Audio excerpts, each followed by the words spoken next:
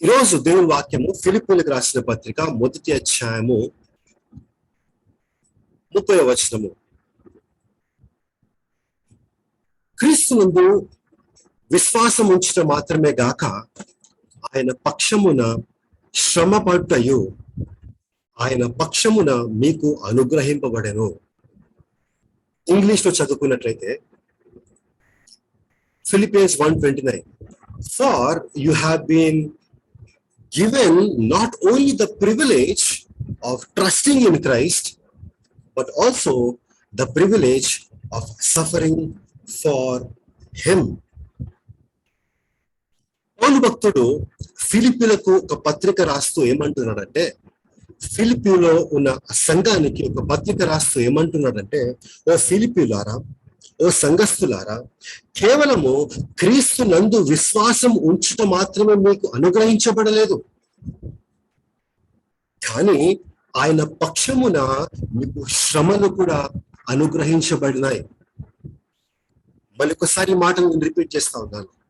పౌలు ఏమని చెప్తున్నారంటే ఆ సంఘస్థులకు, క్రీస్తు నందు కేవలము విశ్వాసం ఉంచుటకు మాత్రమే కాదు, ఆ క్రీస్తు యందు ఒకవేళ మీకు శ్రమలు వస్తే ఆ శ్రమలు కూడా మీకు అనుగ్రహించబడినట్లు మీరు తీసుకోవాలి అని పౌలు భక్తుడు మాట్లాడుతా ఉన్నాడు. ఇంగ్లీష్ లో నేను చూపించిన ట్రాన్స్లేషన్ లో చాలా అద్భుతంగా ఉంది. For it has been not only given the privilege of trusting in Christ, but also the privilege of suffering for him. అంటే కేవలం క్రీస్తుని నమ్మడమే కాదు, కానీ ఆ క్రీస్తు కోసము శ్రమలు వస్తే, హింసలు వస్తే, అవన్నీ కూడా మీకు ఒక ధన్యతలాగా ఇవ్వబడ్డాయి అని ఈ వాక్యం యొక్క అర్థం. ప్రియ సహోదరుడా, ప్రియ సహోదరి, ఒక మాటలు చెప్పాలంటే సంఘానికి ఈ మాటలు వర్తిస్తాయి. మనకు విశ్వాసులుగా ఈ మాటలు వర్తిస్తాయి. క్రీస్తు నమ్మిన మనము, క్రీస్తు నామంలో బాప్తిజంను తీసుకున్న మనము, క్రీస్తులో పాపక్షమాపణ పొందుకునే నిత్య జీవితము కోసము, పరలోక రాజ్యం కోసము సిద్ధపడుతున్న మనకు ఈ ఉదయకాల సమయంలో దేవుడు ఏమని జ్ఞాపకం చేస్తున్నాడంటే, క్రీస్తుని నమ్ముకోవడమే మీకు ఇవ్వబడలేదు, కానీ ఆ క్రీస్తు కోసము ఒకవేళ శ్రమలు వస్తే, కష్టాలు వస్తే, ఇబ్బందులు వస్తే, ఇక్కట్లు వస్తే అది మీకు ఇవ్వబడినాయి. అది మీరు ఒక ధన్యతలాగా తీసుకోవాలి అని పౌలు భక్తుడు ఈ యొక్క వాక్యము ద్వారా మనతో మాట్లాడుతా ఉన్నాడు. ఈరోజు మీతో మాట్లాడాలనుకున్న అంశము, సంఘంతో నేను మాట్లాడాలనుకున్న అంశం ఏంటంటే, will you keep up your faith till the end. చివరి వరకు మీ విశ్వాసాన్ని మీరు కాపాడుకుంటారా? చాలా ప్రాముఖ్యమైన అంశం, చాలా ప్రాముఖ్యమైన విషయము. మీరు చివరి వరకు మీ విశ్వాసాన్ని మీరు కాపాడుకుంటారా సహోదరుడా, సహోదరి? ఈ ప్రశ్న నాకు కూడా వర్తిస్తుంది. నేను చివరి వరకు నా విశ్వాసాన్ని కాపాడుకుంటానా? కాబట్టి మీరు, నేను, ఈ వాక్యము మీకు వర్తించింది, ఈ వాక్యము నాకు వర్తించింది, సంఘం అంతటికి వర్తించింది. ఏంటంటే, సంఘమా, చివరి వరకు మీ విశ్వాసాన్ని మీరు కాపాడుకుంటారా? ఈరోజు చక్కగా ఆన్లైన్ లో దేవుణ్ణి ఆరాధిస్తా ఉన్నాము. కొద్ది వారాల తర్వాత మళ్ళీ అందరం కలిసి ఆమ్స్ట్రీ షమీరాలో కలిసి దేవుని స్తుతించబోతా ఉన్నాము, దేవుని ఆరాధించబోతా ఉన్నాం. ఇంతకాలము క్రీస్తు నా సొంత రక్షకుడిగా చెప్పుకునే ఆ ధైర్యం మనకుంది. వేరే వాళ్లకు క్రీస్తు గురించి ప్రకటించే స్వాతంత్రం మనకుంది. ఆదివారము వెళ్ళి క్రీస్తుని ప్రకటించి దేవుని ఆరాధించి వచ్చే ఆ ధన్యత మనకుంది. అది ఎందుకు తెలుసా? దేవుడు ఆ కృపను నీకు నాకు ఇచ్చినాడు. ఎందుకు తెలుసా? దేవుడు ఆ కనికరమును నీకు నాకు ఇచ్చినాడు. మనము హైదరాబాద్ లో ఉన్నాం. హైదరాబాద్ లో శ్రమ లేదు, హైదరాబాద్ లో హింస లేదు, హైదరాబాద్ లో క్రీస్తు నామం పట్ల ఆ వ్యతిరేకత లేదు. ఒక్కసారి హైదరాబాద్ దాటి మనం వెళ్తే నిజంగా పరిస్థితి ఏంటో మనకు అర్థమవుతుంది. ఒక్కసారి హైదరాబాద్ దాటి మనం బయటికి వెళ్తే క్రైస్తవులకు విశ్వాసం కాపాడడానికి ఎంత కష్టపడుతుంది వాళ్ళు, ఎంత కష్టం వాళ్ళకు. వాళ్ళ విశ్వాసాన్ని వ్యక్తపరుచుకోవాలన్నా, వాళ్ళ నమ్మకాన్ని చెప్పాలన్నా అంత సులువైన విషయం కాదు సహోదరుడా, సహోదరి. మనం ఎటువంటి రోజులో ఉన్నామంటే, అతి భయంకరమైన రోజులోనికి మనం ప్రవేశిస్తా ఉన్నాము. అతి భయంకరమైన రోజులోనికి మనము ప్రవేశించేసినాము ఆల్రెడీ. దయచేసి రాబోయే రోజులు మంచిగా ఉంటాయి, రాబోయే రోజులు అనుకూలంగా ఉంటాయి అని తప్పుడు భ్రమలో దయచేసి ఎవరు ఉండకండి. రాబోయే రోజులు చాలా భయంకరంగా ఉంటాయి, రాబోయే రోజులు చాలా చాలా ప్రతికూలంగా ఉంటాయి. కాబట్టి ఈరోజు చెప్పబడే అంశం ఏంటంటే, ఆ ప్రతికూలమైన పరిస్థితులు వచ్చినప్పుడు, ఆ రోజులు వచ్చినప్పుడు సహోదరుడా నీ విశ్వాసాన్ని నువ్వు కాపాడుకుంటావా? సహోదరు నీ విశ్వాసాన్ని కాపాడుకుంటావా? సంగమా, నీ విశ్వాసంలో ఏ క్రీస్తునైతే మీరు నమ్మినారు, ఏ క్రీస్తునైతే మీరు చేర్చుకున్నారు, ఏ క్రీస్తు నామంలో మీరు పాప క్షమాపణ పొందుకొని నిత్య జీవితము పొందుకోవడానికి మీరు ఆశపడుతున్నారో, పరలోక రాజ్యం కోసం మీరు ముందుకెళ్తున్నారో, ఆ క్రీస్తు కోసం ఒకవేళ మీ విశ్వాసం పరీక్షించబడితే మీరు నిలబడతారా? లేక క్రీస్తుని విడిచేస్తారా? విడిచిపెట్టి వదిలేస్తారా?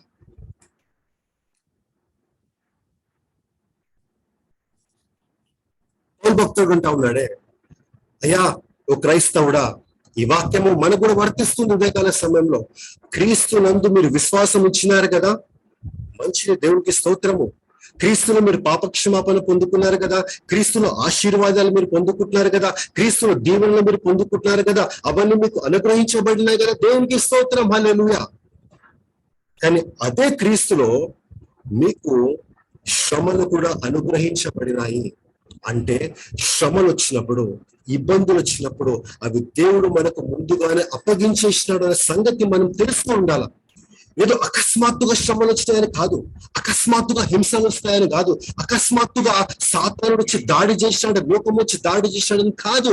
మనం క్రీస్తును ఎప్పుడైతే నమ్ముకున్నామో, క్రీస్తును ఎప్పుడైతే మనం విశ్వాసం పెట్టినామో, దేవుని ఆశీర్వాదాలు ఎట్లయితే మనకు అనుగ్రహించబడినాయో, ఆ క్రీస్తు శ్రమలు కూడా మనకు అనుగ్రహించబడినాయి. సహోదరుడ సహోదరి, ఈ విషయము చాలా మంది గ్రహించారు, ఈ విషయము చాలా మంది తెలుసుకోరు. క్రీస్తు అంటే కేవలం ఆశీర్వాదాలు పొందుకోవాలా, క్రీస్తు అంటే అద్భుతాలు పొందుకోవాలా, క్రీస్తు అంటే స్వస్థతలు పొందుకోవాలా, యేసు ప్రభువు దగ్గరికి వస్తే కొత్త ఇల్లు ఇస్తాడు, కారు ఇస్తాడు, బంగ్లా ఇస్తాడు, తప్పుడు అపోహలో ఇప్పటికీ చాలా మంది బ్రతుకుతా ఉన్నారు. పౌలు భక్తుడు రోమిలకు రాస్తూ కూడా ఇంకో అద్భుతమైన మాటని చెప్పినాడు. చాలా ఇష్టమైన మాట నాకు బైబిల్లో. రోమిలకు రాసిన పత్రిక 8వ అధ్యాయము 18వ వచనంలో ఏమని రాయబడిందంటే, మన ఎడల ప్రత్యక్షము కాబో మహిమ ఎదుట ఇప్పటి కాలపు శ్రమలు అవి ఎనతగినవి కావని ఎంచుచున్నాను. పౌలుకి ఒక నిరీక్షణ ఉంది, పౌలుకి ఒక ఆదరణ ఉంది. ఆయన శ్రమల గుండా పోతా ఉన్నాడు, ఆయన ఇబ్బందులు గుండా పోతా ఉన్నాడు, ఆయన ప్రతికూలమైన పరిస్థితులు గుండా పోతున్నప్పుడు ఆయనకు వచ్చిన ఆదరణ ఏంటంటే, ఆయనకున్న గొప్ప నిరీక్షణ ఏంటంటే, ఆయన ముందు రాబోయే మహిమను ఆయన చూస్తాడు. ప్రియ సహోదరుడా, ప్రియ సహోదరి, శ్రమలు క్రైస్తవునికి వస్తాయి. అంతేనా? శ్రమలు ముగింపాకు క్రైస్తవునికి కాదు. ఏ క్రైస్తవుడైతే, ఏ దేవుని బిడ్డలైతే ఆ శ్రమను జయిస్తారో, ఆ హింసను జయిస్తారో, దేవుడు వాళ్ళ కోసం చెప్పిన మాట ఏంటంటే, మీకు నేను మహిమను అనుగ్రహిస్తాను, పరలోక రాజ్యం ఇస్తాను, నిత్య రాజ్యం ఇస్తానని దేవుడు ఏ ప్రత్యక్షత ఇచ్చినాడో పౌలు భక్తుడు దాన్ని పొందుకున్నాడు. అందుకోసమే ఆకలున్నా, బట్టలున్నా లేకున్నా, డబ్బులు ఉన్నా లేకున్నా, చలికి ఎండకి ప్రయాణంలో క్రీస్తు కోసం గొప్పగా ఆయన వాడబడినాడు. ప్రియ సహోదరుడా, ప్రియ సహోదరి, ఏ మహిమ అయితే దేవుడు నీ కోసం నా కోసము ఇస్తా అని చెప్పినాడో దానిపైన మన దృష్టి ఉందా?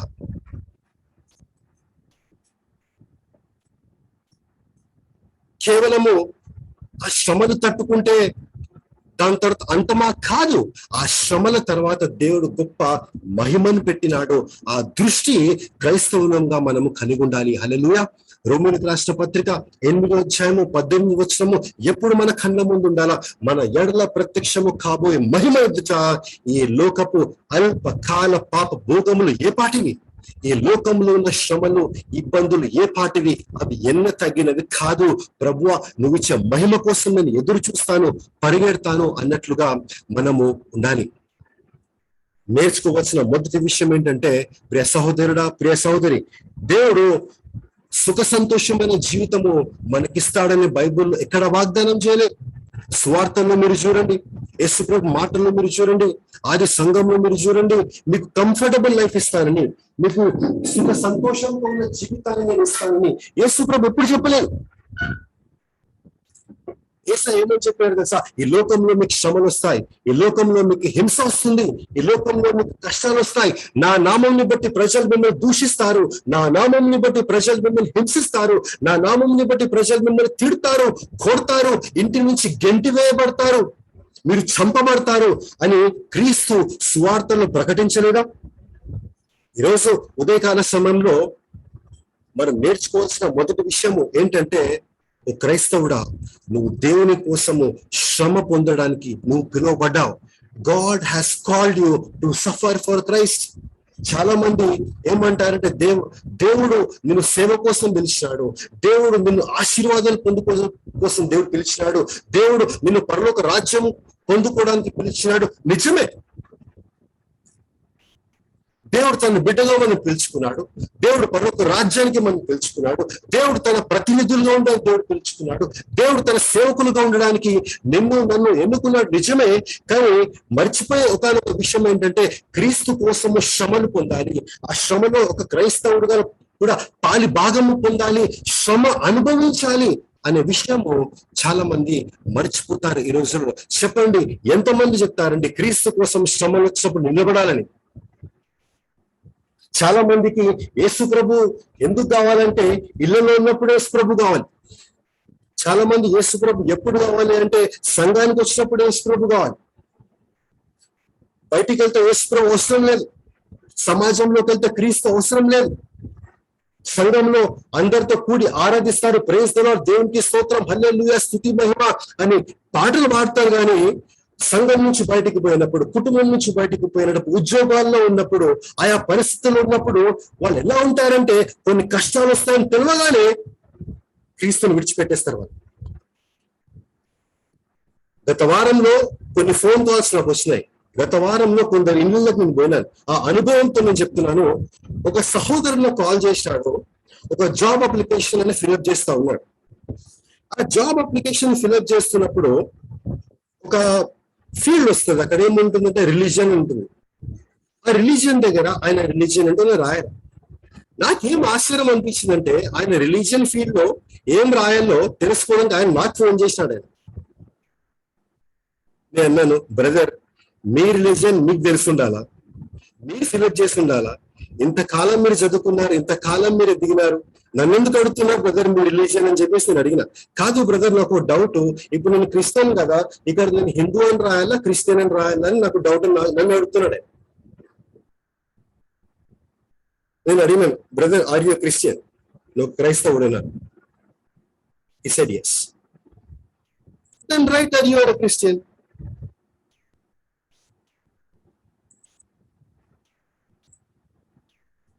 లేదు బ్రదర్, నేను ఒకవేళ ఇట్లా రాస్తే నాకు బెనిఫిట్స్ పోతాయని చెప్పినాడు.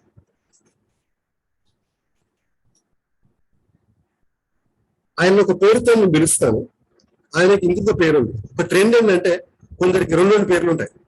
ఆయనతో నేను మాట్లాడినప్పుడు ఆయన ఏమన్నారంటే, బ్రదర్ నేను చర్చ్ లో ఈ పేరుతో నన్ను పిలుస్తారన్నారు, మా ఆఫీస్ దగ్గర నన్ను ఈ పేరుతో పిలుస్తా అన్నారు. నేను నన్ను రెండు పేర్లు ఎందుకు అయ్యా మీకు? Why do have two names? ఆయనకున్న భయం ఏంటంటే, ఆయన సంఘానికి వచ్చినప్పుడు నేను క్రీస్తుకు చెందినవానని చెప్తాడు, ఇంట్లో ఉన్నప్పుడు క్రీస్తుకు చెందినవానని చెప్తాడు. కానీ ఆ జాబ్ అప్లై చేసేటప్పుడు మాత్రము ఆయన ఒకవేళ నేను క్రీస్తుకు చెందిన క్రీస్తు నేను రాస్తే ఆయన కొన్ని బెనిఫిట్స్ పోతాయి. ఆయన ఆ కన్ఫ్యూజన్ లో ఆయన నాకు ఫోన్ చేసినాడు, ఏ బ్రదర్ అండ్ సిస్టర్,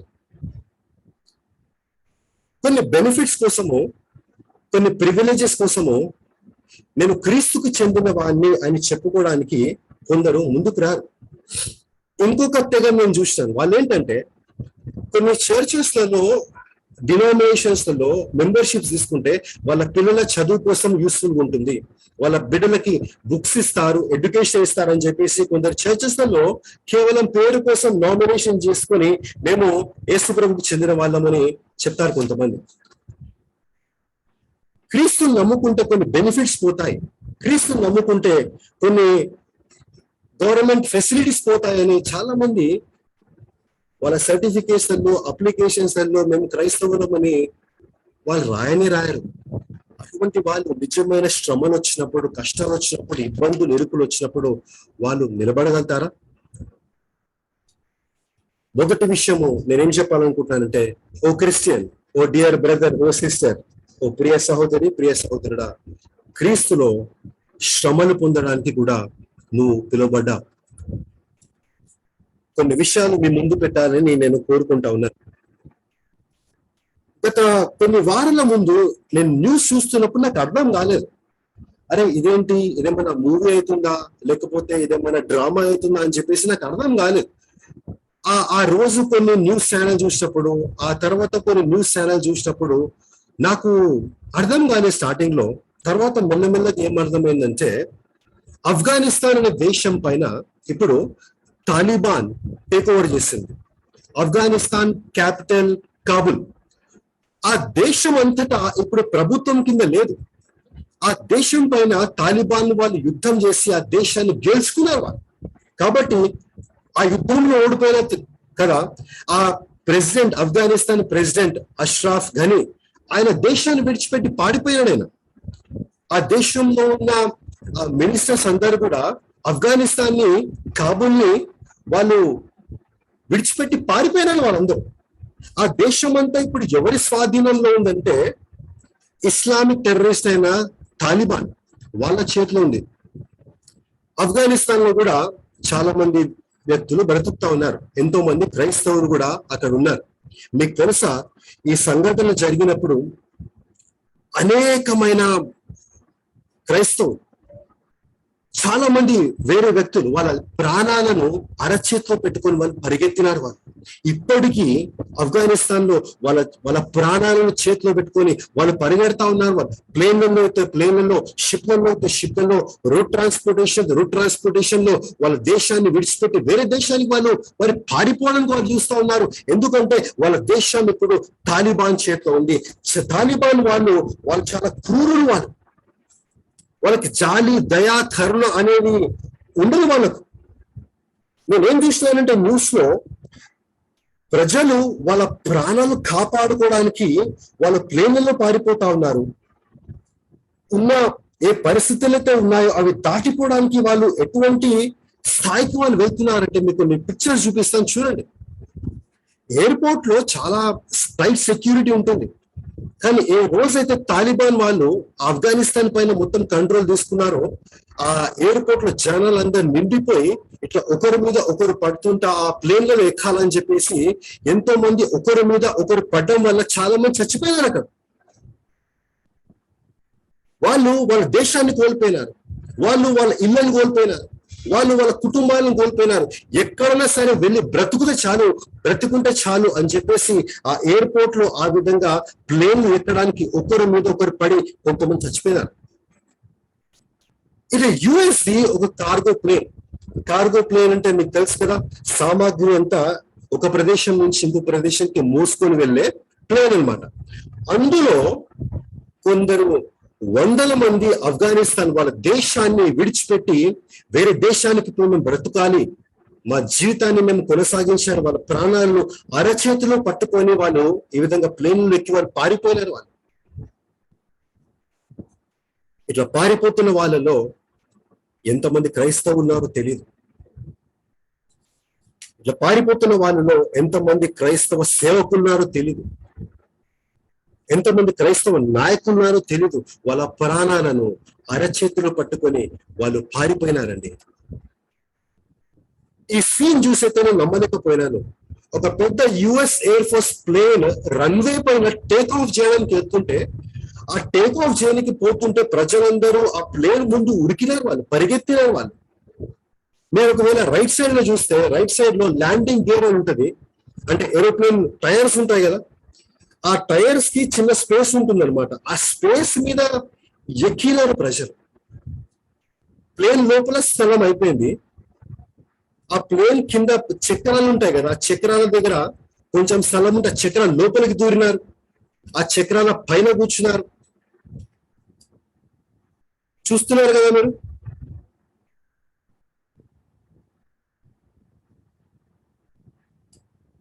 ఆ ప్లేన్ టేక్ ఆఫ్ అయినప్పుడు ఏ ల్యాండింగ్ గేర్ దగ్గర అయితే, ఏ చక్రాల దగ్గర అయితే ప్రజలు ఉన్నారు, వాళ్ళు అట్లా పట్టుకున్నారు గట్టిగా. ఆ ప్లేన్ టేక్ ఆఫ్ అవుతుంటే మీరు నమ్మరు, ఆకాశం నుంచి కొందరు ఆ ప్లేన్ నుంచి కిందికి పడి చచ్చిపోతారు. ఇటువంటి సిచ్యువేషన్ ని నేను ఎప్పుడు చూడలేదు. మీరు ఎప్పుడైనా చూసారా? జనరల్ గా ప్లేన్ లోపల కూర్చొని అందరూ ప్రయాణం చేస్తారు, కానీ తాలిబాన్ లో ఆ కాబూల్ అనే ఆ ప్రదేశంలో తాలిబాన్ ద్వారా ఏం జరిగిందంటే, ఆ చక్రాలకు పట్టుకున్నారు, ఆ ల్యాండింగ్ గేర్ కి పట్టుకొని ఈ దేశాన్ని విడిచిపెట్టి పారిపోవాలనే ప్రయత్నంలో ఆ ప్లేన్ టేక్ ఆఫ్ అయినప్పుడు అనేకులు ఆకాశం నుంచి కింద పడి వాళ్ళు చచ్చిపోయినారు. వాళ్ళు స్క్రీన్ లో చూస్తున్న ఈ వ్యక్తి ఆ ఫ్లైట్ నుంచి కింద పడి చచ్చిపోయిన ఒక యవనస్తుడు. ఈయన ఒక మంచి ఫుట్బాల్ ప్లేయర్. ఈయన ఒక మంచి యవనస్తుడు, చక్కటి యవనస్తుడు. తన జీవితం కోసం బహుశా ఎన్ని కలలు కన్నాడేమో, తన దేశాన్ని రిప్రజెంట్ చేయాలనుకున్నాడేమో ఫుట్బాల్ టీంలో. కానీ అకస్మాత్తుగా తాలిబాన్ వాళ్ళు ఆ దేశాన్ని టేక్ ఓవర్ చేస్తే బ్రతికుంటే చాలు అని చెప్పేసి ల్యాండింగ్ గేర్ దగ్గర ఆయన పట్టుకొని పైకి ఆ గాలిలో కూడా పోతారు. కానీ ఆ గాలి తట్టుకోలేకుండా, ప్రెషర్ తట్టుకోలేకుండా పైనుంచి పడి, ఊహించుకోండి, అంత ఎత్తు నుంచి పడితే బ్రతుకుతారా ప్రజలు? ఏరోప్లేన్ టైర్స్ ఎక్కడైతే పోతాయో దాని ల్యాండింగ్ గేర్స్ అంటారు. ఈ ఆఫ్ఘనిస్తాన్ ప్రజలు ఏం చేసినారంటే, వాళ్ళకు ప్లేన్ లో స్థలం లేనందున వాళ్ళ జీవితాలు కాపాడుకోవాలి కాబట్టి ఆ ల్యాండింగ్ గేర్ లోపల దాచుకుంటారు. ఆ ల్యాండింగ్ గేర్ లో పోయి ఉంటారు అనమాట.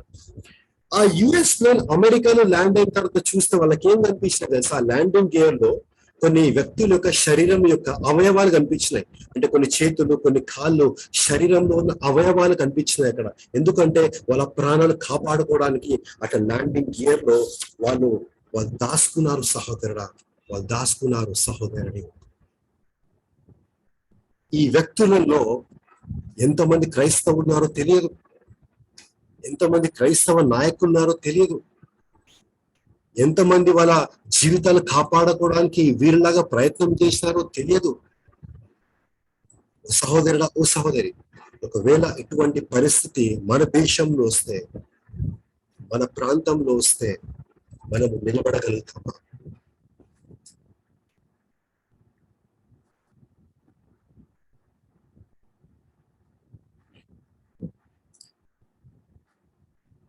తాలిబాన్ల ప్రకారము, వాళ్ళ రూల్ ప్రకారం ఏంటంటే, ఆ దేశంలో ముస్లింలు మాత్రమే ఉండాలి. ఆ దేశంలో ఉండాలంటే ముస్లింలు మాత్రమే ఉండాలి, క్రైస్తవులు ఉండకూడదు.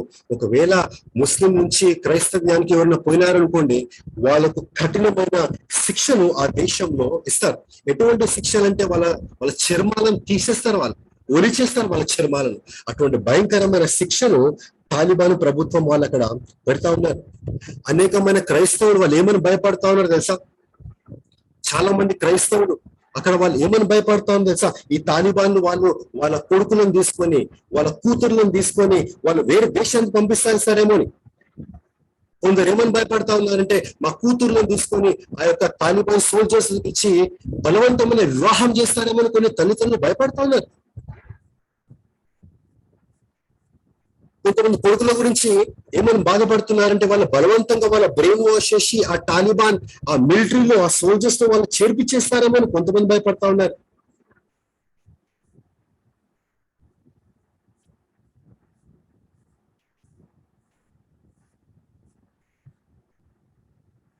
నేను యేసుకు చెందిన వాడిని, నేను క్రైస్తవు, నేను చెప్పుకునే ఫ్రీడమ్ వాళ్ళకి లేదు ఇప్పుడు.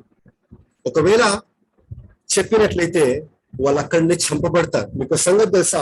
తాలిబాన్ లో, క్షమించండి, ఆఫ్ఘనిస్తాన్ లో ఈ తాలిబాన్ వాళ్ళు ఇంటింటికి పోయి ఇంటింటికి పోయి ఎక్కడైతే క్రైస్తవులు ఉన్నారో వాళ్ళు వెతికి వెతికి కొడతా ఉన్నారు, వెతికి వెతికి చంపుతా ఉన్నారు వాళ్ళని. That is the condition of Christians in Taliban, ruled by Taliban. ప్రియ సహోదరుడా, ప్రియ సహోదరు, ఎంతమంది క్రైస్తవులు వాళ్ళ విశ్వాసాన్ని విడిచిపెట్టేసినారో తెలియదు. ఎంతమంది పాస్టర్లు చంపబడ్డారో తెలియదు.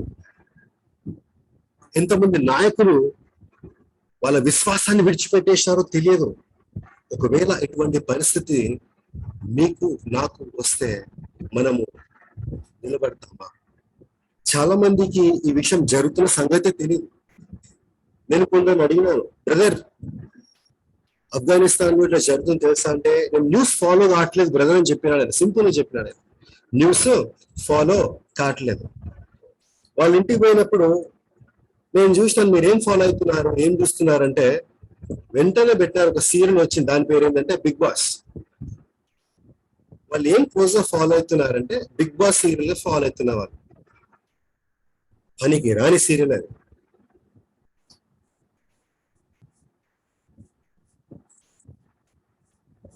బిగ్ బాస్ సీరియల్ ని ఫాలో అవుతా ఉన్నారు, జబర్దస్త్ సీరియల్ ని ఫాలో అవుతా ఉన్నారు. కానీ ప్రపంచంలో ఏం జరుగుతుంది, క్రైస్తవులకు ఏం జరుగుతుంది అది చాలా మందికి తెలియదు. వాళ్ళకు వాళ్ళు ఎలిమినేట్ అయిపోతారు, వీళ్ళు సేవ్ అవుతారు, వాళ్ళు సేవ్ అవుతారు, కొందరితే సేవ్ సేవ్ సేవ్ అంటుంటారు సీరియల్ రాగానే.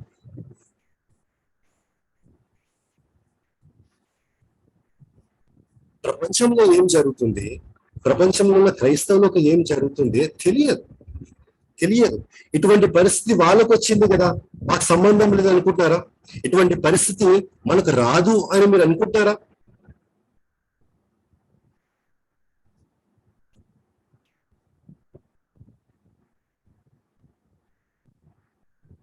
ఒకవేళ అటువంటి పరిస్థితి నీకు నాకు వస్తే, ప్రియ సహోదరుడా, ప్రియ సహోదరి, మనము చెప్పగలుగుతామా నేను క్రీస్తుకు చెందిన వాణ్ణి అని? నేను క్రైస్తవుణ్ణి అని చెప్పుకునే ఆ దమ్ము, ఆ ధైర్యము మనకుందా? ఒక అప్లికేషన్ లోనే నేను క్రీస్తుకు చెందిన వాణ్ణి చెప్పుకోవడానికి మనం అంత వెనకాడితే, సమాజం ముందు క్రీస్తుని చేర్చుకోవడానికి మనము వెనకాడితే, రేపు పొద్దున ఎటువంటి భయంకరమైన హింస వచ్చినప్పుడు, భయంకరమైన హింస వ్యతిరేకత వచ్చినప్పుడు మనం రాసి పడిపోతామా? లేదా క్రీస్తు కోసము నిలబడి నేను క్రీస్తుకు చెందిన వాణ్ణి, నన్ను చంపినా పర్వాలేదు అని ధైర్యంగా నిలబడతామా? బహుశా కొందరు నిలబడతారేమో, కొందరు పడిపోతారేమో. ఇప్పుడు ఈ మాటను జాగ్రత్తగా వినండి. మీ మీద ఇటువంటి హింస, ఇటువంటి ప్రతికూలమైన పరిస్థితి వస్తే మీరు నిలబడతారేమో. ఒకవేళ అదే పరిస్థితి మన కుటుంబానికి వస్తే, కుటుంబ సభ్యులకు వస్తే నిలబడతామా? కుటుంబ సభ్యుల పైన గన్ను పెట్టి నువ్వు క్రీస్తుని వదిలేస్తానని కుటుంబ సభ్యులను విడిచిపెడతా, లేకపోతే వాళ్ళని చంపేస్తానని బ్లాక్ పాయింట్ లో గన్ను పెట్టి ఆ క్వశ్చన్ మనకి వేస్తాను అనుకోండి. ప్రియ సహోదరుడా, ప్రియ సహోదరి, నేను క్రీస్తుకు చెందిన వారిని, నేను క్రైస్తవుని అని చెప్పుకునే దమ్ము, ధైర్యము మనకుందా? లేదా ప్రాణాలను కాపాడుకోవడానికి, జీవితాన్ని కాపాడుకోవడానికి, నా క్రీస్తు ఎవరో తెలియదు, నా క్రీస్తు తెలియదు, నేను క్రైస్తవుని కాదు అని పేతురు క్రీస్తుని విడిచిపెట్టేసినట్లుగా నీవు నేను విడిచిపెట్టేస్తామా? దావీదుకి తన సైన్యానికి ఎంత కష్టం వచ్చినా వాళ్ళు నిలబడినారు, ఎదిరించినారు. కానీ ఎప్పుడైతే వాళ్ళ కుటుంబాలు తాకబడినాయో, ఎప్పుడైతే భార్యలు చెరలోనికి వెళ్ళిపోయినారో, వాళ్ళ బిడ్డలు చెరలోనికి వెళ్ళిపోయినారో, శ్రమ వచ్చినప్పుడు దేవుని వాక్యం సెలవిస్తుంది కదా, వాళ్ళ హృదయాలు కరిగిపోయినాయి. వాళ్ళు ఏడ్చినారు, ఉదయకాలం నుంచి రాత్రి వరకు ఏడ్చినారు.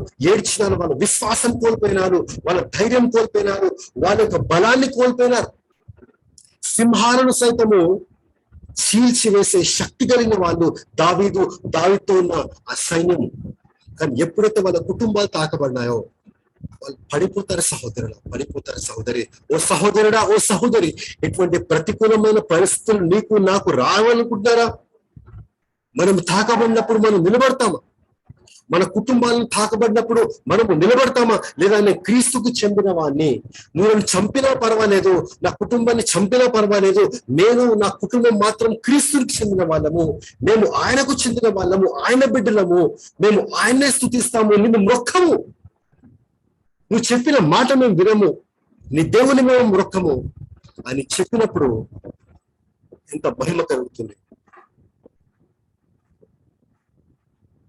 ఆఫ్ఘనిస్తాన్ లో ఇప్పుడు క్రైస్తవులు హల్లెలూయా స్తుతి మహిమ దేవుని ఆరాధించే పరిస్థితి లేదు. ఇట్లా ఆన్లైన్ లా ఆఫ్లైన్ లో గ్యాదర్ అయ్యే పరిస్థితి లేదు. ఒక సంగతి తెలుసా, మన దగ్గర స్కూల్స్ రీఓపెన్ చేసినారు కదా, ఆఫ్ఘనిస్తాన్ లో కూడా స్కూల్స్ రీఓపెన్ చేసినారు. కానీ తాలిబాన్ల రూల్ ప్రకారము అమ్మాయిలు చదువుకోవడానికి వీల్లేదు, అమ్మాయిలు స్కూళ్ళలోకి పోకూడదు, కేవలం అబ్బాయిలకు మాత్రమే స్కూల్ తెలిసినారు, అమ్మాయిలు వాళ్ళు స్కూల్ కి పోకూడదు. ఒకవేళ అటువంటి రూల్ మనకు వచ్చినాయనుకోండి, మన ఆడపిల్లలను స్కూల్ పంపకపోతే ఎట్లుంటుంది మన పరిస్థితి? Are you understanding what I'm saying?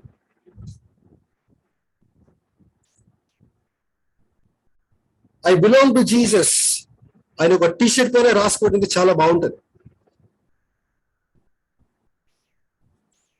చాలా మంది ఐ బిలాంగ్ టు జీసస్ అని ఒక టీ షర్ట్ పైన రాసుకుంటారు. ఒక టీ షర్ట్ కనుక రాసుకోవడానికి చాలా బాగుంటది. కానీ పరిస్థితి వచ్చినప్పుడు, ఆ ప్రతికూలమైన పరిస్థితి వచ్చినప్పుడు నిజంగా నిలబడి నేను క్రీస్తుకు చెందిన వాడిని, క్రీస్తు నా దేవుడు, క్రీస్తు తప్ప వేరే దేవుడిని ఆరాధించను, మృక్కను అని చెప్పే ఆ విశ్వాసం మనం కలిగి ఉన్నామా? ఓ సహోదరుడా, ఓ సహోదరి, ఇటువంటి పరిస్థితి మనకు వచ్చినప్పుడు నీ విశ్వాసాన్ని నువ్వు కాపాడుకుంటావా? ఆ విశ్వాసాన్ని నేను కాపాడుకుంటానా? ఈరోజు దేవుని ఆరాధించే ఆస్కారం ఉంది, దేవుని సన్నిధికి వచ్చే ఆస్కారం ఉంది, దేవుని సంఘముతో ఒకటై దేవుని కీర్తించే ఆస్కారం ఉంది. అయినప్పటికీ అనేకులు సంఘానికి సరిగా రా, సమయానికి రా, ప్రార్థనలకు రా, అవకాశం ఉన్నప్పుడు సమయం ఉన్నప్పుడే రాకపోతే అటువంటి పరిస్థితులు వచ్చినప్పుడు నిలబడతామా, చెదిరిపోతామా?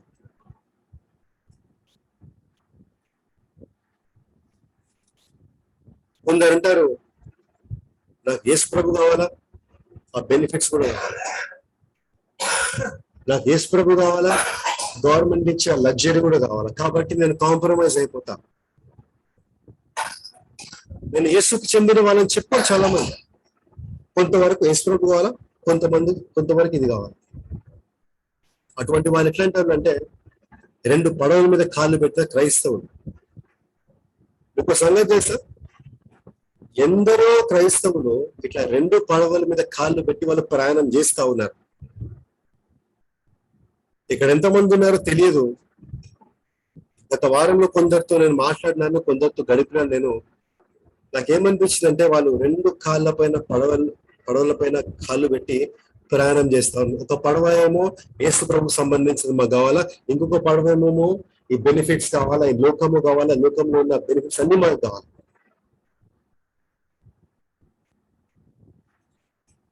ఎక్కువ దూరం ప్రయాణం చేయలేరు వాళ్ళు. అదన్నా మునిగిపోతుంది, ఇదన్నా మునిగిపోతుంది.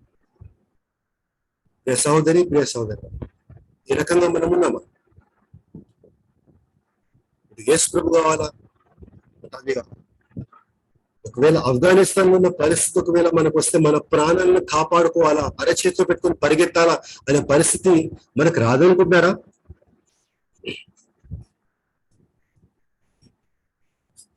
మత్తయి సువార్త 10:28 యేసు ప్రభు చెప్పలేదా, ఆత్మను చంపనేరక దేహమును చంపు వారికి భయపడకుడి, కానీ ఆత్మను దేహమును కూడా నరకంలో నశింపచేయగల వానికి మీరు మిక్కిలి భయపడుడి. యేసు ప్రభు మనం చెప్పలేదా, ఒకవేళ హింస వచ్చినప్పుడు, శ్రమలు వచ్చినప్పుడు, ఒకవేళ వాళ్ళు మన దేహానికి హాని చేయాలనుకుంటే, మన కుటుంబానికి హాని చేయకుంటే వాళ్ళకి మీరు భయపడకండి. కానీ ఎవరైతే ఆత్మను, దేహమును నరకమును నశింపజేయగల వాడున్నాడో పరలోకపు తండ్రికి మీరు భయపడండి అని యేసు ప్రభు చెప్పిన మాటను మనం జ్ఞాపకం పెట్టుకోవాలి సహోదరుడా, సహోదరి. అటువంటి భయంకరమైన పరిస్థితులు వచ్చినప్పుడు, హింసలు వచ్చినప్పుడు మనకు ఆదరణ కలిగించే ఒక మాట ఏంటంటే, నేను నీకు భయపడను. ఎవరైతే దేహమును మరియు ఆత్మను కూడా నరకంలో కాల్చగలుగుతానో ఆయనకు నేను భయపడతా ఉన్నాను. ఈ రోజులలో మనం ఎవరికి భయపడతా ఉన్నాం?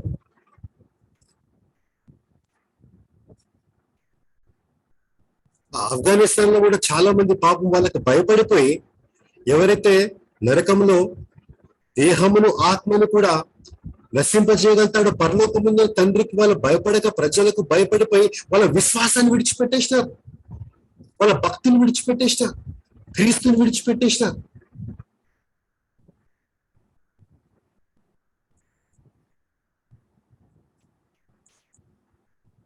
నేర్చుకోవాల్సిన మూడో విషయం ఏంటంటే, ప్రియ సహోదరుడా, ప్రియ సహోదరి, మనము మనిషికి భయపడతా ఉన్నామా, దేవునికి భయపడతా ఉన్నామా? Do we fear man or do we fear God?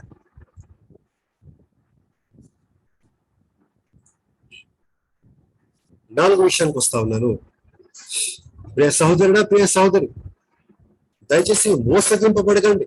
ఇది ఆఫ్ఘనిస్తాన్ లో అయిందిలే, నేను ఇండియాలో ఉన్నాను, నా దగ్గరికి రాదులే, నేను దేవుని బిడ్డను, నేను క్రీస్తుని చేర్చుకున్నాను, నేను దేవుని బిడ్డగా ఉన్నాను, ఇటువంటి పరిస్థితి నాకు రాదులే, అటువంటి భయంకరమైన పరిస్థితి నాకు రాదు, అటువంటి శోధన నాకు రాదు అని ఎవరైనా చెప్తే దయచేసి మీరు మోసపోకండి. ఇంతవరకు అటువంటి శ్రమ మనం చూడలేదు, ఇంతవరకు అటువంటి హింస మనం చూడలేదు, ఇంతవరకు అటువంటి ప్రతికూలమైన పరిస్థితులు మనం చూడలేదు. ఎందుకంటే దేవుని మహాకృపను బట్టి మనం హైదరాబాద్ లో ఉన్నాము. హైదరాబాద్ లో మన విశ్వాసాన్ని మనం ప్రకటించుకోవచ్చు, మనం సంఘానికి వెళ్ళొచ్చు, దేవుని కీర్తించవచ్చు, దేవుని ఆరాధించవచ్చు. ఎవరు అడ్డు చెప్పరు? ఒక్కసారి హైదరాబాద్ దాటి మీరు వెళ్ళండి.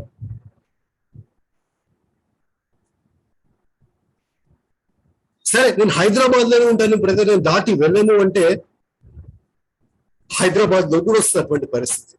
నమ్మరా? అటువంటి పరిస్థితి క్రైస్తవులమైన మనకు రాదా? కాదు బ్రదర్, దేవుడు ప్రేమ కలిగిన వాడు కదా, దేవుడు అటువంటి పరిస్థితి నాకు రానియాడు. దేవుడు అంతా క్రూరుడు కాదు, దేవుడు ప్రేమ కలిగిన వాడు, దేవుడు ప్రేమిస్తాడు అటువంటి పరిస్థితి రానియాడు అని ఎవరన్నా మీకు బోధిస్తే దయచేసి మీరు నమ్మకండి, మోసపోకండి. ఆఫ్ఘనిస్తాన్ లో క్రైస్తవులు లేరా? ఆఫ్ఘనిస్తాన్ లో క్రీస్తు నమ్ముకున్న వాళ్ళు లేరా? దేవుని చేత గొప్పగా వాడబడిన సేవకులు లేరా? పాస్టర్లు లేరా? నాయకులు లేరా? దేవుడు వాళ్ళ జీవితంలో అది అనుమతి ఇవ్వలేదా? ఒకవేళ ఎవరన్నా మీకు చెప్పినట్లయితే అది అక్కడ జరిగింది బ్రదర్, నాకు సంబంధం లేదు, మా సమాజానికి సంబంధం లేదు అంటే, పాత నిబంధనలో ఒక సంఘటన జరిగింది, దాన్ని నేను మీకు గుర్తు చేస్తాను. దానియేలు గ్రంథము 3వ అధ్యాయంలో ఒక సందర్భం ఉంటుంది, అది మీ అందరికీ తెలుసు. చిన్నప్పటి నుంచి సండే స్కూల్లో నుంచి దాని గురించి వింటా ఉన్నాము, దాని గురించి మాట్లాడుతా ఉన్నాము. కాబట్టి ఈ విషయం గురించి ఎక్కువ మాట్లాడను. అటువంటి పరిస్థితి దేవుడు అనుమతిస్తాడా అంటే అనుమతిస్తా.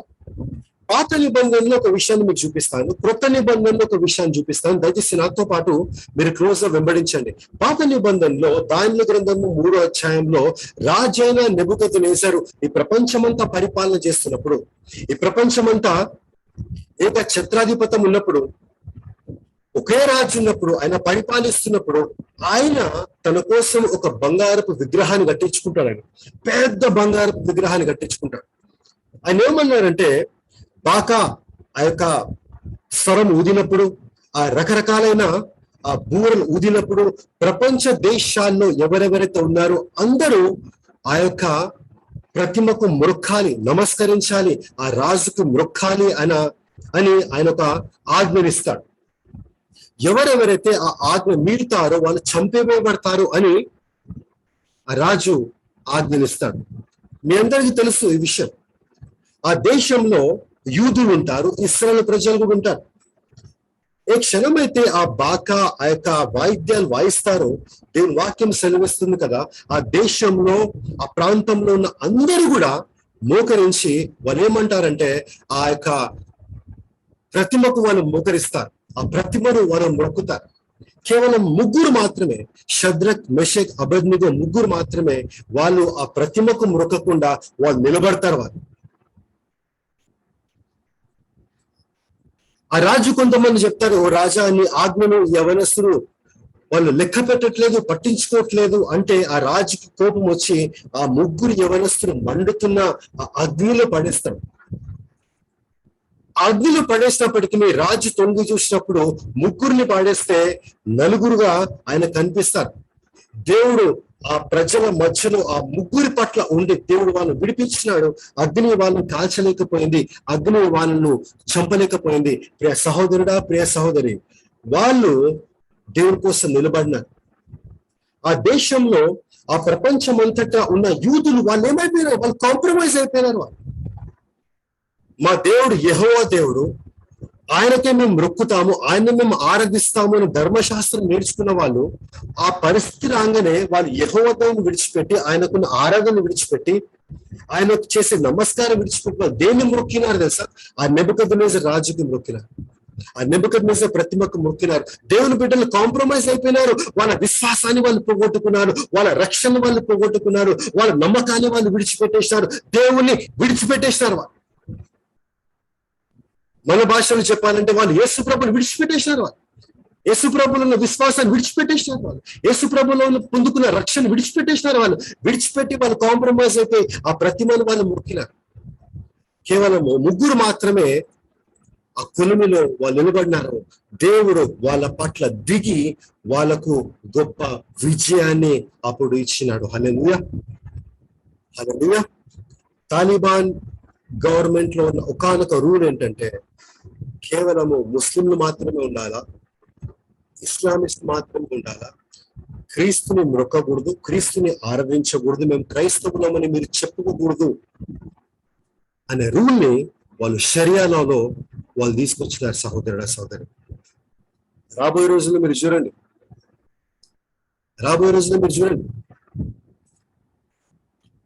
ఒక వాక్యాన్ని నూతన నిబంధనలు మీకు చూపిస్తాను నేను. నాతో పాటు కలిసి ప్రకటన గ్రంథము 11వ అధ్యాయము, ప్రకటన గ్రంథము 11వ అధ్యాయం 2వ విషయం.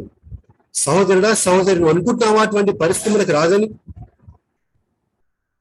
అటువంటి ప్రతికూలమైన పరిస్థితి మనకు రాదని మీరు అనుకుంటున్నారా?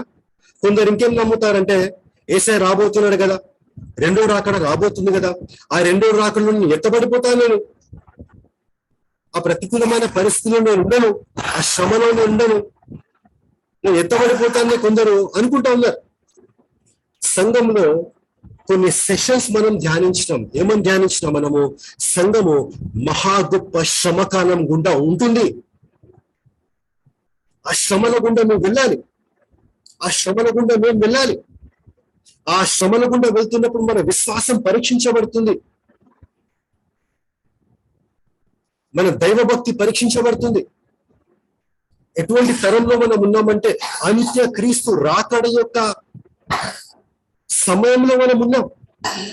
అంత్యక్రీస్తు రావాలి, యెరూషలేములో 3వ ఆలయంలో నేనే దేవుడిని కూర్చోవాలి, మొదటి 3.5 సంవత్సరాలు శాంతి సమాధానంతో పరిపాలన చేయాలి.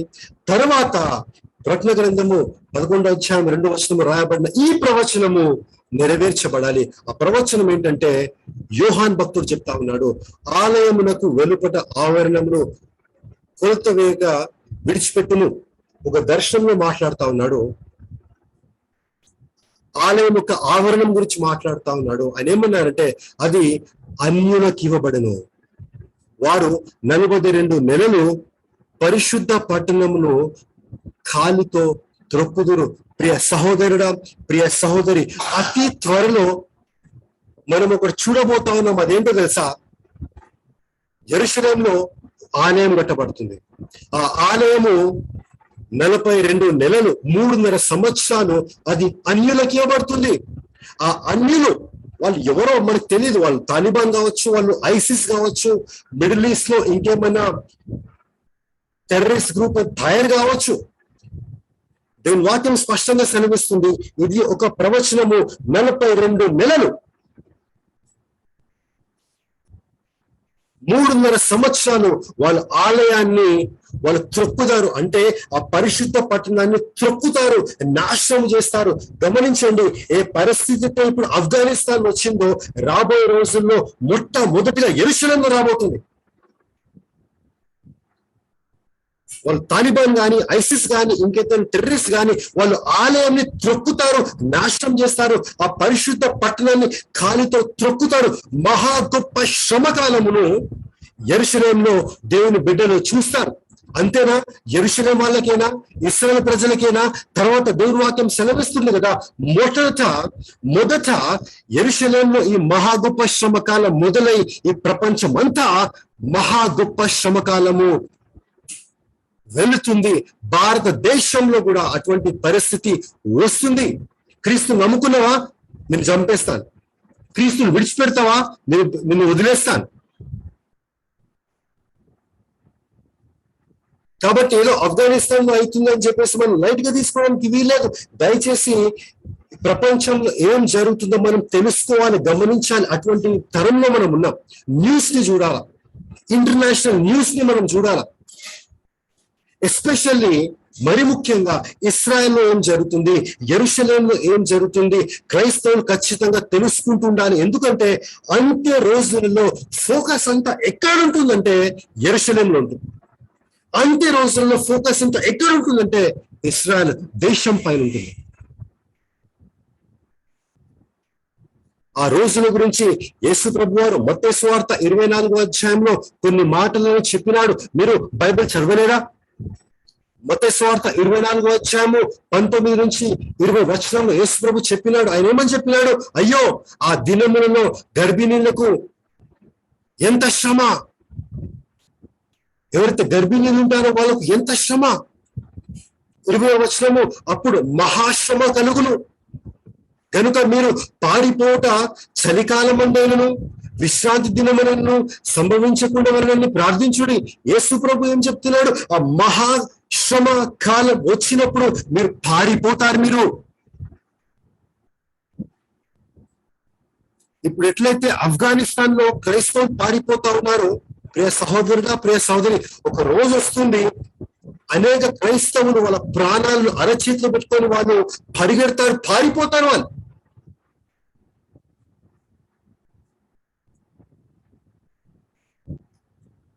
ఇంకేమని చెప్పినాడు యేసయ్య? లోక ఆరంభము నుండి ఇప్పటి వరకు అట్టి శ్రమలు కలగలేదు, ఇక ఎప్పటినూ కలగబోవు. ఊహించుకోండి ఎంత భయంకరమైన శ్రమలు ఉండబోతా ఉంటాయి, ఎంత ప్రతికూలంగా శ్రమలు రాబోతా ఉన్నాయి. ప్రియ సహోదరుడా, ప్రియ సహోదరి, రాబోయే రోజులు సులువుగా ఉండవు, అనుకూలంగా ఉండవు, ప్రతికూలంగా ఉండబోతా ఉన్నాయి. మన విశ్వాస జీవితాన్ని ఎట్లా కట్టుకుంటాం ఈరోజు మనం? మన ప్రార్థనా జీవితాన్ని ఎట్లా కట్టుకుంటాం మనం ఈరోజు మనం? ఆ ప్రతికూలమైన పరిస్థితి వచ్చినప్పుడు, ఇబ్బందికరమైన పరిస్థితి వచ్చినప్పుడు, ఆ కొలిమి వచ్చినప్పుడు మన విశ్వాసాన్ని మనం కాపాడుకుంటామా?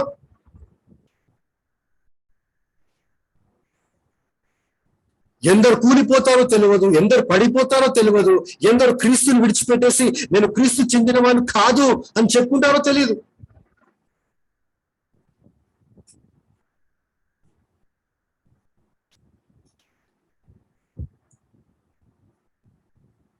ఐదో విషయము, ఒకవేళ మీకు ఎవరైనా మళ్ళీ చెప్తే ఆ శ్రమకాలంలో మేము ఉండము, ఆ మహాగొప్ప శ్రమకాలంలో మేము ఉండము, లేదా ఆఫ్ఘనిస్తాన్ లో జరిగిన పరిస్థితి క్రైస్తవులకు రాదు అంటే నమ్మకండి వాళ్ళని.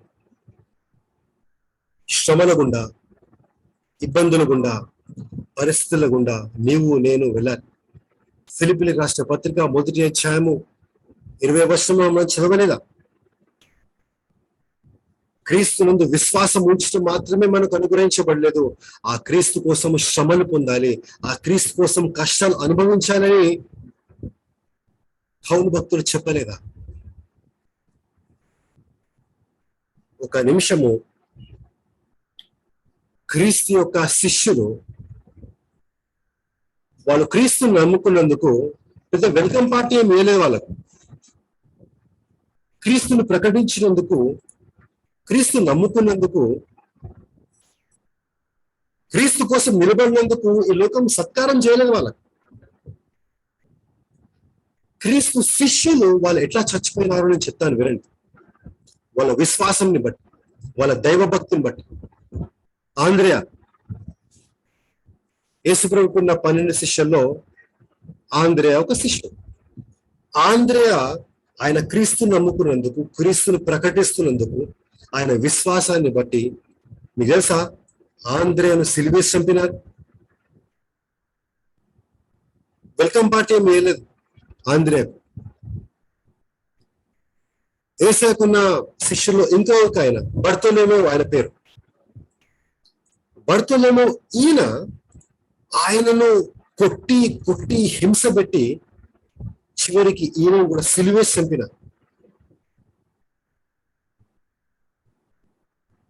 యాకోబు, అల్ఫయస్ కుమారుడైన యాకోబు, ఆయన తన విశ్వాసాన్ని గట్టిగా పట్టుకున్నందున, క్రీస్తుని గట్టిగా పట్టుకుందున, యేసే క్రీస్తు క్రీస్తే దేవుడని ప్రకటించినందున ఆయనను రాళ్లతో కొట్టి చంపిన.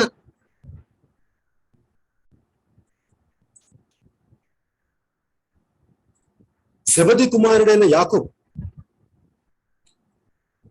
ఆయన క్రైస్తవుడుగా పిలువబడుతున్నాడు కాబట్టి, క్రీస్తు నమ్ముకున్నాడు కాబట్టి, మీకు తెలుసా సహోదరుడా సహోదరి, ఆ యాకోబు తల నరికేనని చంపిన.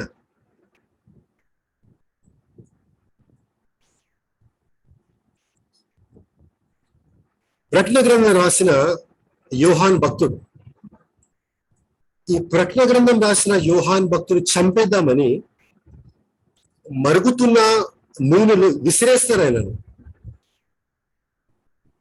మరుగుతున్న నూనెలు విసిరేస్తే దేవుడు ఒక అద్భుతం చేశాడు. అదేంటంటే ఆ మరుగుతున్న నూనె ఆయనను చంపదు, కాల్చదు. మరుగుతున్న నూనెలో వేసినా కానీ ఈ వ్యక్తి చావలేదు కాబట్టి ఈయనను తీసుకెళ్లి పాట్మోస్ అనే ఒక భయంకరమైన ద్వీపంలో పడేస్తారని, ఆకలికి దాహానికి ఆయన అక్కడనే చచ్చిపోతాడని చెప్పేసి యోహాన్ని అక్కడ తీసుకుపోయి పాడేస్తాడు. ఆ భయంకరమైన ద్వీపంలో దేవుడు దర్శనాల తర్వాత దర్శనాలు చూపించి ప్రకటన గ్రంథం రాపిస్తాడు ఆయన. ఆ యోహాను ఆ పద్మో ద్వీపంలో పడివేయబడతాడు, మరుగుతున్న నూనెలో పడివేయబడతాడు. ఇంకొక అయినాడు యూదా అని, యూదా ఇస్కరియోతు కాదు, ఇంకొక ఆయన కూడా యేసు ప్రభు శిష్యుడే. ఆయన రాళ్ళతో కొట్టి చంపబడ్డాడు.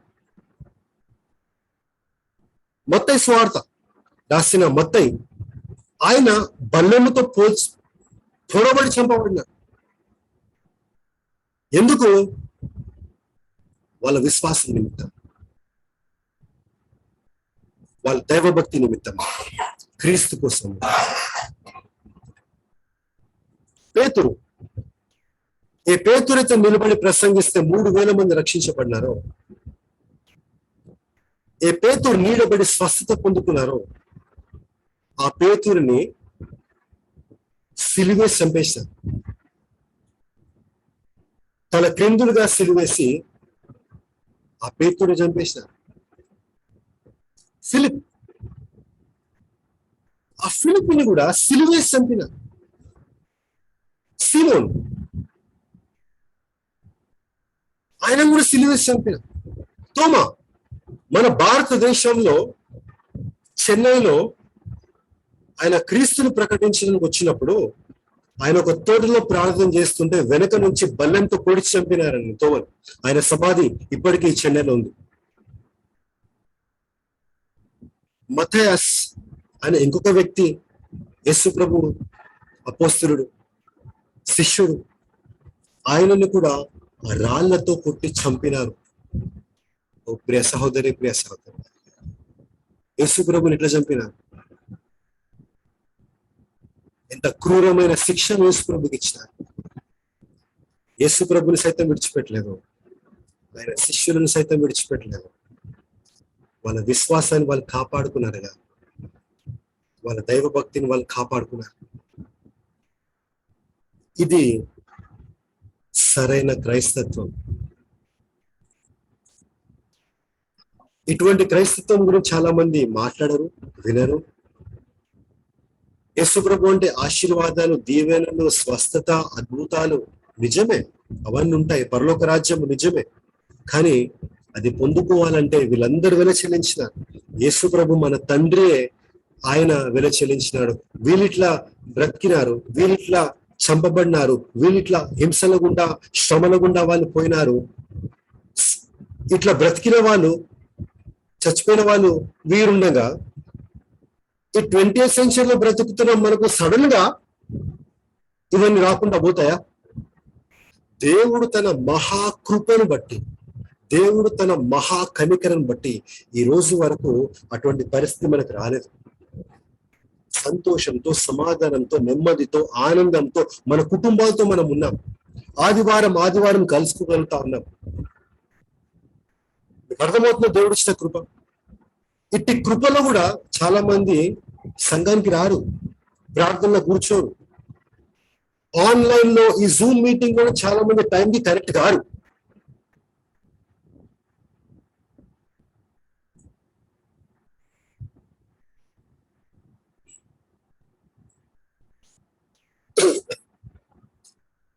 యేసు ప్రభు చెప్పిన మాట యోహాను సువార్త 16:33 నా యందు మీకు సమాధానం కలుగునట్లు ఈ మాటలు మీతో చెప్పుచున్నాను. లోకంలో మీకు శ్రమ కలుగును, ఆయనను ధైర్యము తెచ్చుకోండి, నేను లోకంలో జయించి ఉన్నాను అని యేసు ప్రభు చెప్పిన మాట మీరు చదవలేదా? మీరు వినలేదా? ఎక్కడ చెప్తున్నాడండి యేసు ప్రభు? కంఫర్టబుల్ క్రిస్టియన్ లైఫ్ ఇస్తా అని చెప్పేసి. నన్నే వదిలేదు వాళ్ళు, మిమ్మల్ని కూడా వదిలేరు వాళ్ళు అని చెప్పినాడు యేసు. ఈ లోకంలో మీకు శ్రమలు వస్తాయి, ఇబ్బందులు వస్తాయి, ఇరుకులు వస్తాయి, కష్టాలు వస్తాయి. ఇంతవరకు అటువంటి పరిస్థితి మనకు రాలేదు. రాబోయే రోజుల్లో రాబోతా ఉంది సహోదరుడా, సహోదరి. మనం మేల్కోవాలి, తెలుసుకోవాలి, జాగ్రత్తగా ఉండాలి, ప్రపంచంలో ఏం జరుగుతుందో తెలుసుకోవాలి.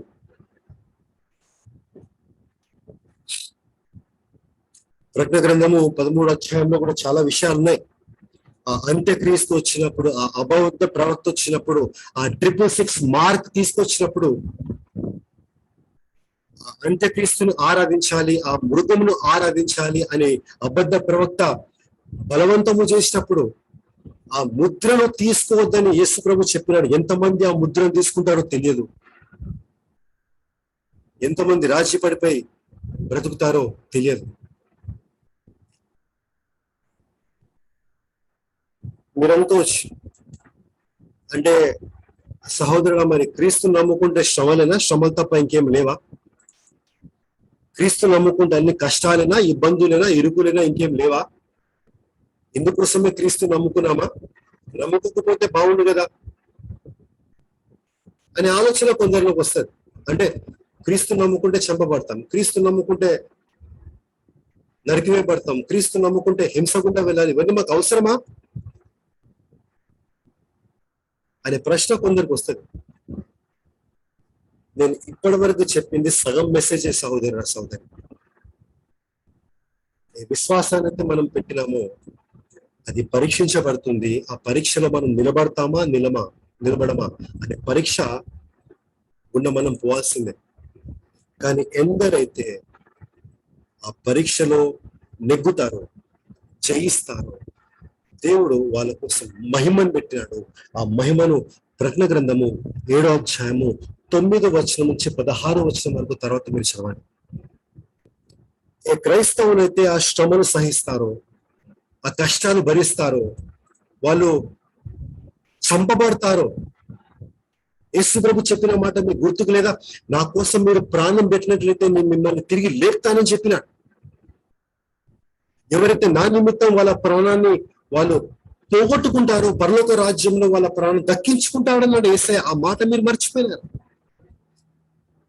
ఎందరైతే నన్ను లోకం ముందు ఒప్పుకుంటారో, పరలోక రాజ్యంలో తండ్రి దగ్గర దూతల ముందు వాళ్ళని ఒప్పుకుంటారని యేసు ప్రభు చెప్పినాడు. ఆ మాట మీరు మర్చిపోయినారా?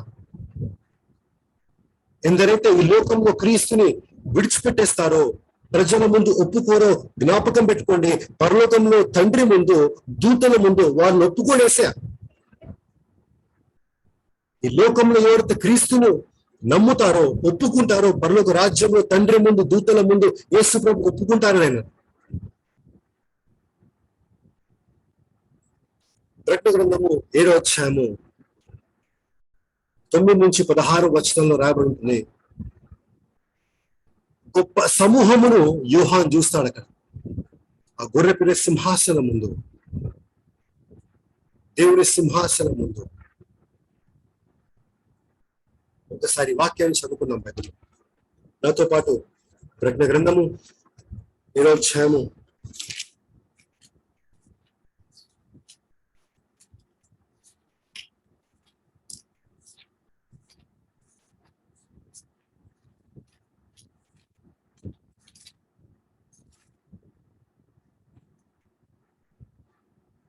'అటు తరువాత నేను చూడగా, ఇదిగో ప్రతి జనములో నుండి, ప్రతి వంశములో నుండి, ప్రజల్లో నుండి, ఆయా భాషను మాట్లాడే వారిలో నుండి వచ్చి ఎవడును లెక్కింపజాలని యొక్క గొప్ప సమూహము కనబడును.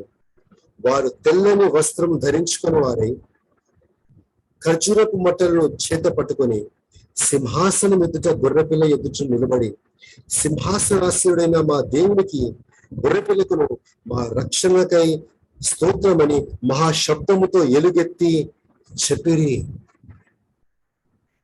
ప్రియ సహోదరుడ, ప్రియ సహోదరి, ఆ జన సమూహంలో మనం ఉండాలి. ఆ మహాజన సమూహంలో మనం ఉండాలి. ఆ తెల్లని వస్త్రాలు ధరించుకొని, ఆ మట్టలు చేతిలో పెట్టుకొని దేవుని సన్నిధిలో ఉండాలి. వీళ్ళందరూ ఎవరు తెలుసా అండి? 13వ వచనం. యోహాను అడుగుతాడు, ఒక పెద్ద నిలబడితే, అయ్యా వీళ్ళందరూ ఎవరయ్యా అని యోహాను 13వ వచనంలో అడుగుతాడు. పెద్దలతో కూడా, తెల్లని వస్త్రం ధరించుకున్న వారు వీరెవరు, ఎక్కడి నుండి వచ్చారని అడిగాను. అందుకు నేను, అయ్యా నీకే తెలియని అనగా, ఇలాగూ నాతో చెప్పాను, వీరు మహాశ్రమ నుండి వచ్చిన వారు, గొర్రెపిల్ల రక్తములో తమ వస్త్రమును ఉదుకొని వాటిని తెలుపు చేసుకుని, అందువలన వారు దేవుని సింహాసనం ఎదుట రాత్రి మగళ్ళు ఆయన ఆలయంలో ఆయన్ను సేవించుచున్నారు. హల్లెలూయా, హల్లెలూయా. కేవలము హింస పొందడమే దేవుని చిత్తము కాదండి. కేవలము క్రీస్తు కోసము హింస పొంది, క్రీస్తు కోసం చంపబడ్డము, క్రీస్తు కోసం హతసాక్షిలో ఉండడము అది ముగింపు కాదు. అర్థమవుతుందని చెప్పే విషయం, సంగమాన్ని చెప్పే విషయం మీకు అర్థమవుతుందా? నిజమే శ్రమలు వస్తాయి, నిజమే ఇబ్బందులు వస్తాయి, నిజమే ప్రాణాలకు మీద వచ్చే పరిస్థితులు వస్తాయి. కానీ ఎవరైతే జయిస్తారో, ఎవరైతే నిలబడతారో, విశ్వాసాన్ని కాపాడుకుంటారో, ఈ మహాజన సమూహములో దేవుడు వాళ్ళని పెడతాడు. ఆ జన సమూహంలో ఉండి దేవుని సింహాసనంలో రాత్రి మగళ్ళు ఆయన సన్నిధిలో ఉండే ఆ గొప్ప ధన్యతను, భాగ్యమును దేవుడు వాళ్ళకి ఇవ్వబోతా ఉన్నాడు. హల్లెలూయా.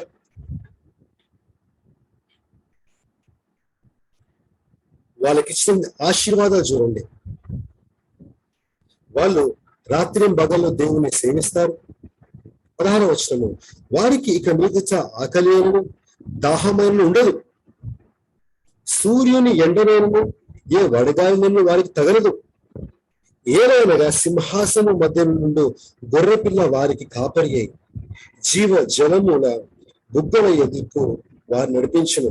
దేవుడే వారి కన్ను నుండి ప్రతి బాష్ప బిందువు తుడిచి వేయను. హల్లెలూయా. ఈ మాటలు అండర్లైన్ చేసుకోండి దయచేసి. గొప్ప ఆదరణతో కూడిన మాటలు ఇవి. ప్రియ సహోదరుడా, ప్రియ సహోదరి, ఇది మన నిరీక్షణ ఉండాలి. అందుకే పౌలు భక్తుడు అనలేదా, నీవు నాకు ఇచ్చే మహిమ ముందు ఇవి ఎన్న తగినవి కాదు ప్రభు. ఏ మహిమ గురించి పౌలు భక్తుడు మాట్లాడినాడు, ఈ మహిమ గురించి పౌలు భక్తుడు మాట్లాడినాడు.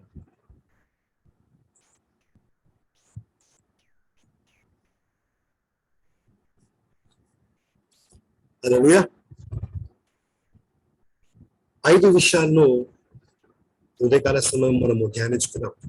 ఫిలిప్పీయులకు రాసిన పత్రిక 1వ అధ్యాయం 29వ వచనం ప్రకారంగా క్రీస్తుని నమ్ముకోవడమే కాదు, ఆ క్రీస్తు కోసం శ్రమలు వస్తాయి, రాబోతా ఉన్నాయి, ఖచ్చితంగా వస్తాయి. మనము దానికి పిలువబడ్డాం. ఆమేన్. A Christian is called to suffer for Christ. రెండవదిగా అవి అకస్మాత్తుగా రావు, ఏదో సడన్ గా రావు, దేవుడు చెప్పినాడు. అని చాలా మంది ఈ విషయాన్ని ప్రకటించారు. కేవలం ఆశీర్వాదాలు, స్వస్థత, అద్భుతాలు దాని గురించి మాట్లాడతారు. అటువంటి వాళ్ళు శ్రమలు వచ్చినప్పుడు, ఇబ్బందులు వచ్చినప్పుడు, అరే నేను క్రీస్తుని దీనికోసం నమ్ముకుంటే ఇవి నాకు వస్తున్నాయని చెప్పేసి ఎంతమంది నిలబడతారు ఆ రోజులలో. ఆఫ్ఘనిస్తాన్ లో వచ్చిన పరిస్థితి మొదట ఇజ్రాయెల్ వస్తుంది, యెరూషలేములో వస్తుంది, తర్వాత ప్రపంచం అంతా రాబోతుంది. అటువంటి పరిస్థితి వచ్చినప్పుడు నువ్వు నిలబడతావా సహోదరా? నిలబడతాను సహోదరి. మూడవదిగా, దేవునికి భయపడతా ఉన్నామా, మనుషులకు భయపడతా ఉన్నామా? ఎవరైతే నరకంలో ఆత్మను, శరీరంను నాశనం చేయగలుగుతాడో ఆ దేవునికి మనం భయపడతాం. ఆ శ్రమలు వచ్చినప్పుడు, హింసలు వచ్చినప్పుడు ఆ వ్యక్తులతో మనం చెప్పాలి, నువ్వు కేవలము నా దేహానికే నువ్వు హాని చేయగలుగుతావు, నా కుటుంబానికి, దేహానికే నువ్వు హాని చేయగలుగుతావు, కానీ నేను, నా కుటుంబము, నా దేవునితో పాటు పరలోకంలో ఉంటాము. అక్కడ మాకు సంతోషం, సమాధానం, ఆనందం ఉంటుంది. ఆ దేవునికి మేము భయపడతాము, నీకు నేను భయపడము అని మాట్లాడే ధైర్యం మనకు కనుగొన్నాను. ఒకవేళ ఎవరైనా మీ దగ్గరికి వచ్చి అది ఆఫ్ఘనిస్తాన్ లో అయింది, అది మనకెందుకు అవుతుంది, మనం దేవుని బిడ్డలము, మనకు అటువంటి పరిస్థితి రాదు అని చెప్తే నమ్మకండి. దాని గ్రంథంలో రాలేదా? ముగ్గురు నిలబడినారు దేవుని కోసం. మీతో అందరూ వాళ్ళ విశ్వాసాన్ని విడిచిపెట్టారు, వాళ్ళ దేవుని విడిచిపెట్టినారు, వాళ్ళ భక్తిని విడిచిపెట్టించారు. ప్రకటన గ్రంథంలో చదువుకోలేదా? ఆ ప్రవచనం నెరవేర్పులోకి వస్తుంది. అప్పుడు ఎంతమంది మనం నిలబడతామనేది ప్రశ్న. చివరిగా, క్రీస్తు నమ్ముకుంటే కష్టాలే, క్రీస్తు నమ్ముకుంటే ఇబ్బందులే, క్రీస్తు నమ్ముకుంటే మీ సమస్యలే కాదు. కాదు, క్రీస్తుని నమ్ముకోవడం ఒక ధన్యత, క్రీస్తుని ఆరాధించడం ఒక ధన్యత, క్రీస్తుని చేర్చుకోవడము ఒక ధన్యత. అది మనకు అనుగ్రహించబడింది. ఆ విశ్వాసం పరీక్షించబడినప్పుడు, మనం నిలబడినప్పుడు దేవుడు గొప్ప నిరీక్షణను మన కోసం ఇచ్చినాడు. ఆ నిరీక్షణ పైన మన దృష్టి ఉండును గాక. హల్లెలూయా. ఈ మాటలు దేవుడు మన హృదయాలు స్థిరపరచును గాక. మనకు ఆశీర్వాదకరంగా ఈ మాటలు ఉండును గాక.